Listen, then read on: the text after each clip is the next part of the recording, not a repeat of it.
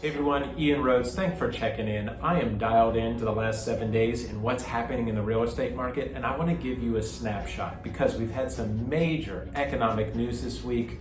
Clearly, having the federal benchmark interest rate go up 3/4 of a point since, that's the biggest raise since 1994, if we can remember back in 1994. But certainly, this is to fight that inflation and ultimately, potentially in the housing market, to cool off pricing and the demand. However, let's see in the last 7 days, because the mortgage rates actually ticked down a little bit on that announcement. The jumbo rates, the larger loan amounts, those are still seeing rates around the 5%, even maybe a tick below 5%. It's the conforming rates, the lower loan amounts that are getting hit pretty hard right now, right around 6%. So money in those conforming rates, much more expensive to borrow now. But let's take a look, because I'm hyper-local in the West Hollywood and adjacent areas, but also outside of the density in Pasadena and South Pasadena. We'll take a look at those two markets. So, 11 homes sold in the West Hollywood area in the last 7 days for an average days on market of 22 days, selling on average 1% above the list price. Still very strong. Only one of those homes did a price reduction.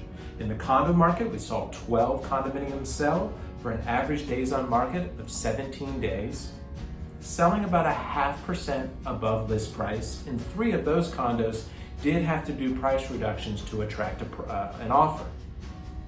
That's a little bit of a tick down of the above asking prices to the previous couple weeks. So we'll see if that trend continues as we look forward.